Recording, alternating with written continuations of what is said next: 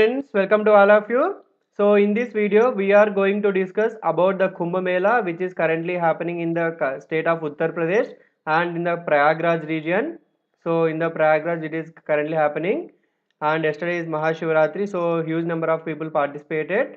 So let us discuss about the Kumbh Mela and the intangible cultural heritage of humanity. Very important concept, intangible cultural heritage of humanity, and we will discuss the complete list from India. So what are the various elements that were being incorporated into this intangible cultural heritage of humanity by the UNESCO from India? Let us discuss all these things, and it is presented by me, SaiEswarYaswanth. You can follow me on the Akademi platform. That you can download the Akademi learning app, and you can search for my name, SaiEswarYaswanth, and I have already provided the link in the description box to follow me. So you can go to the description box, and from there by clicking on the link you can follow me by clicking on this follow button.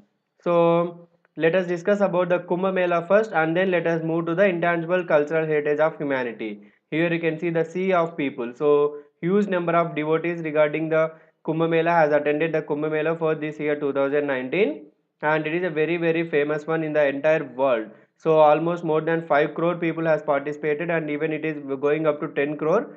So let us discuss about the Kumbh Mela, the very sacred and very important one. The Kumbh Mela is anchored in the Hindu mythology. Yes, this is a Hindu mythology one, and it is a very important one for the Hindus. It is the largest public gathering and collective act of faith anywhere in the world. Very important one. It is the largest public gathering and collective act of faith.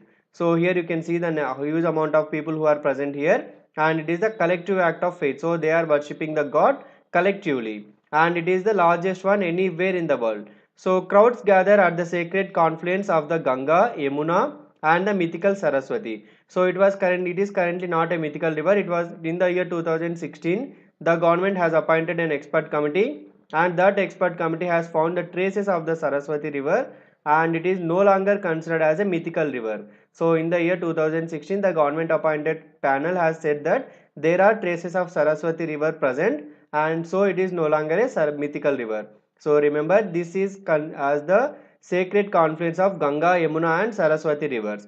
Primarily this congregation includes ascetics, saints, sadhus, sadhvis, kalpvasis and pilgrims from all the walks of life will be participating in the festival. So the Mela was included in the list of the intangible cultural heritage of humanity by the UNESCO in the year 2017. That is the reason this list is very important, because we are currently having Kumbh Mela, and it was already declared as a intangible cultural heritage of humanity by the UNESCO in the year 2017. So Kumbh Mela is celebrated 4 times over a course of 12 years. Remember, it is celebrated 4 times over a period of 12 years. The geographical location of the Kumbh Mela spans over 4 locations in India, and the Mela sites keeps rotating between one of the 4 pilgrimage places on 4 sacred rivers. Let us see what are they. The places are Haridwar, Ujjain, Nashik, Prayagraj, and the rivers are Ganga, Shipra, Godavari, and the confluence of the Ganga, Yamuna and Saraswati river. So what are the states that are associated? The 4 states are Uttarakhand, Madhya Pradesh, Maharashtra and Uttar Pradesh. Very important ones. So you can simply remember the states like 2 M's and 2 U's. That is the Madhya Pradesh and Maharashtra, Uttar Pradesh and Uttarakhand. So please remember the names of the rivers also. It is 2 G's and 2. So here you can see the Ganga, Godavari and the Shipra and Saraswati, and 2 more rivers, Ganga and Yamuna. Remember, very easy one and very important. You need to remember the rivers, and also you need to remember the states also. Each site's celebration is based on a distinct set of astrological positions of the Sun, Moon and Jupiter. Very important, please remember. This site's location and the celebration in this particular site is based on a distinct set of astrological positions of the Sun, Moon and Jupiter. So it is considered as sacred and important in the Hindu mythology. That is the reason this was celebrated at these site areas. That is during the distinct set of astrological positions of these 3 planets, Sun, Moon and Jupiter. So Sun is a star. Let us see the locations where it is Prayagraj. The name was changed now, and it is currently called as Prayagraj. So at Prayagraj, Haridwar, Ujjain and Nasik. What are the rivers? Nasik is at the Godavari and Ujjain is at the Shipra, and Haridwar and Ganga, whereas the Prayagraj is the confluence of Ganga, Yamuna and Saraswati. So remember the places, very important ones. So let us see what is this intangible cultural heritage of humanity. We have completed about the Kumbh Mela. Please remember all the points, very important one. And now let us see what is the intangible cultural heritage of humanity by the UNESCO. So it is by UNESCO. UNESCO established its list of intangible cultural heritage with the aim of ensuring better protection of important tangible cultural heritage worldwide and the awareness of their significance. Whenever a particular one is declared as an intangible cultural heritage of humanity, then see, just because they are declared as an intangible cultural heritage of humanity, we are discussing about the elements that are being included. That is the main aim of this particular intangible heritage, cultural heritage of humanity tag by the UNESCO. That is in order to create awareness among the people of their significance.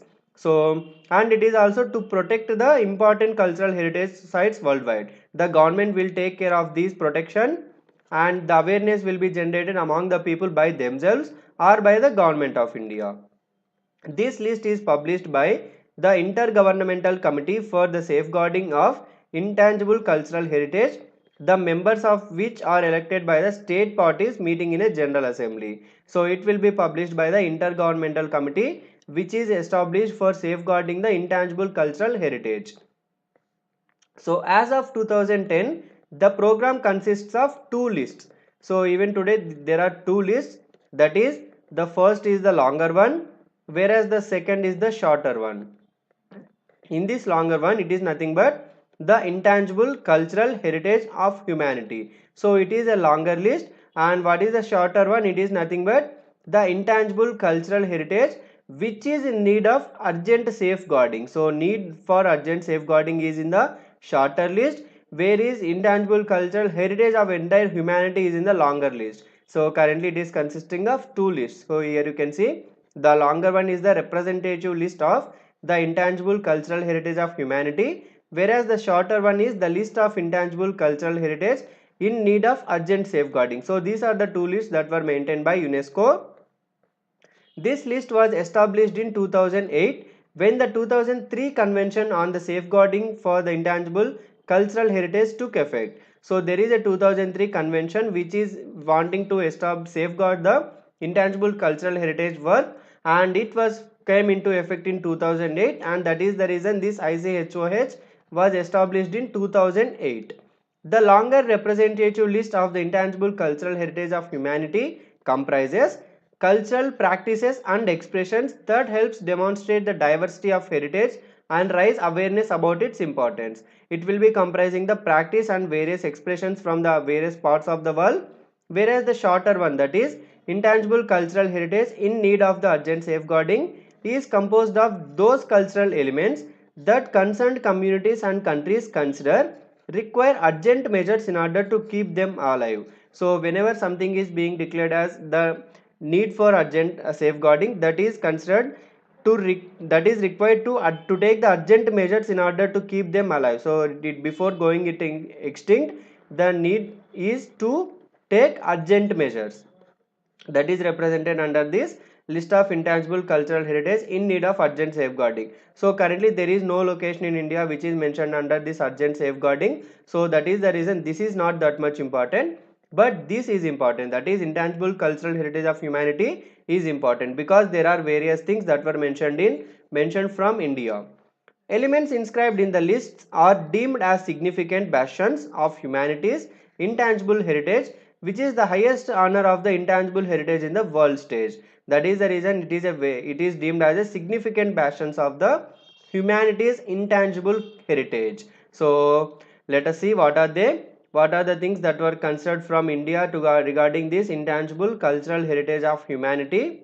So a total of 13 intangible cultural heritage elements from India have been inscribed till date on the UNESCO's representative list of intangible cultural heritage of humanity. So currently India is being represented with the 13 ones. So here you can see the tradition of Vedic chanting.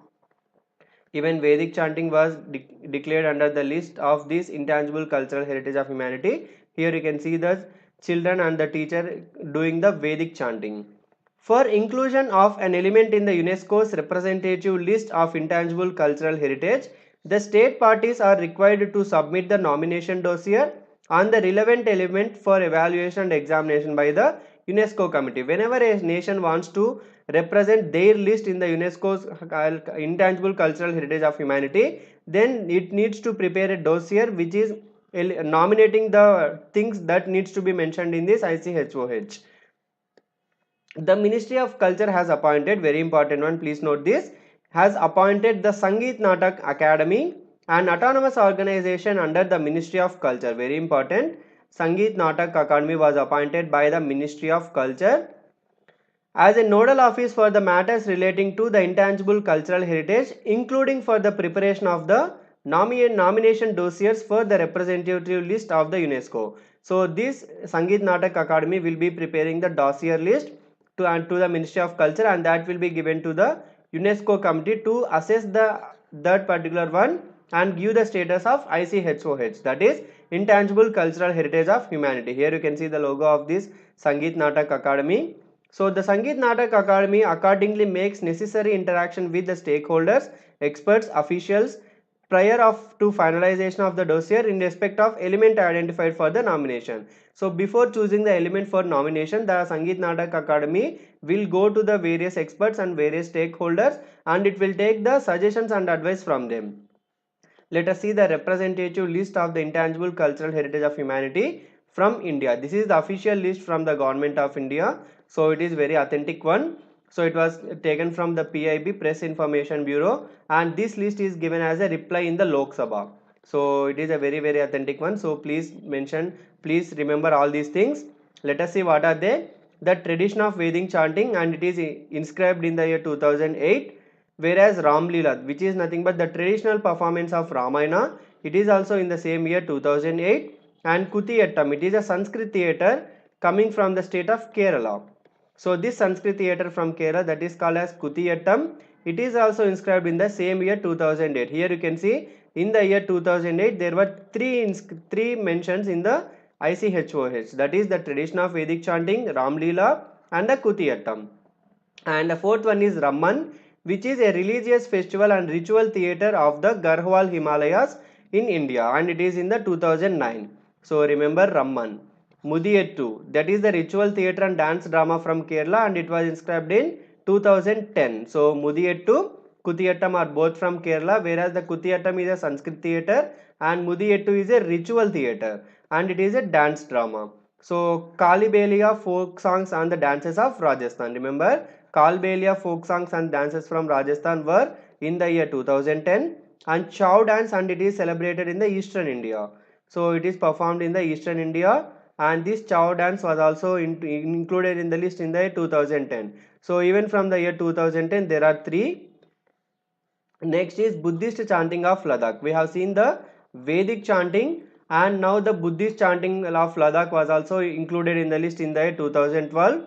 So the recitation of sacred Buddhist texts in the Trans-Himalayan Ladakh region and in the Jammu and Kashmir region, India, it is included in the 2012 year.